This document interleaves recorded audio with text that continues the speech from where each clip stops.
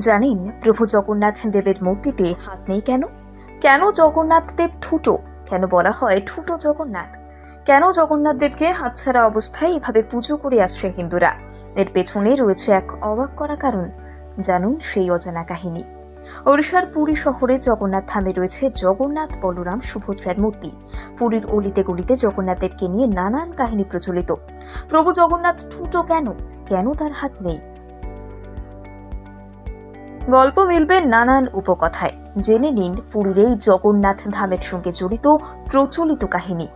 সাধারণত হিন্দু দেবী দেবতার মূর্তি পাথর কিংবা ধাতুর সাহায্যে বানানো হয়, কিন্তু জগন্নাথ, বলরাম, সুভদ্রার মূর্তি কাঠের তৈরি। কলিঙ্গ রাজ্যের রাজা ইন্দ্রদুম্ন চেয়েছিলেন তার রাজ্যে ভগবান বিষ্ণুর একটা মন্দির হবে। রাজার আদেশে শুরু হয় জগন্নাথ মন্দির এবং বিগ্রহ নির্মাণের কাজ। ব্রহ্মার পরামর্শে রাজা বিষ্ণু কঠিন ধ্যান করে জানতে পারেন পুরীর কাছে সমুদ্রে নিম গাছের গুড়ি ভেসে আসবে, সেই কাঠের গুড়ি দিয়েই বিগ্রহ নির্মাণ হবে।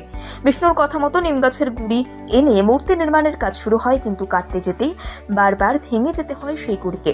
এই সময় পথ দেখালেন স্বয়ং বিষ্ণু।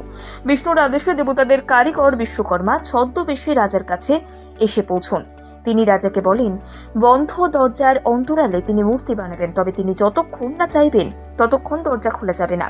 তার অনুমতি ছাড়া দরজা খোলা হলে এই মূর্তি বানানোর কাজ অসম্পূর্ণ রেখেই তিনি বিদায় নেবেন। এরপর শুরু হয় বিশ্বকর্মার মূর্তি বানানোর কাজ।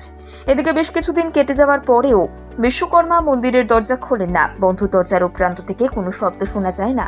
এদিকে রানী বারবার রাজাকে তাগাদা দিতে শুরু করেন। শেষমেশ রাজা কৌতূহল চাপতে না পেরে বিশ্বকর্মার শর্ত ভেঙে দরজা খুলে ফেলেন। এবার ছদ্মবেশী বিশ্বকর্মা নিজের পরিচয় দিয়ে জানান যেহেতু তার শর্ত ভঙ্গ হয়েছে তাই তিনি মূর্তি আর বানাতে পারবেন না। ততদিনে কাঠের বিগ্রহের পদযুগল, হাত, কান কোনো কিছুই সম্পন্ন হয়নি। তারপর রাজার অনেক অনুরোধ সত্ত্বেও বিশ্বকর্মা নিজের কথায় অটল থেকে মূর্তি বানানোর কাজ অসমাপ্ত রেখেই ফিরে যান। প্রবল অনুশোচনায় রাজা রীতিমতো ভেঙে পড়েন। এ সময় স্বয়ং বিষ্ণু এসে উপস্থিত হন তার সামনে।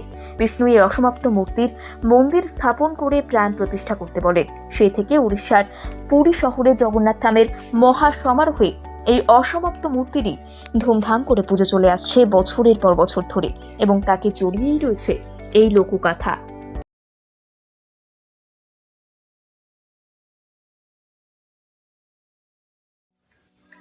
জানেন প্রভু জগন্নাথ দেবের মূর্তিতে হাত নেই কেন? কেন জগন্নাথ দেব ঠুটো?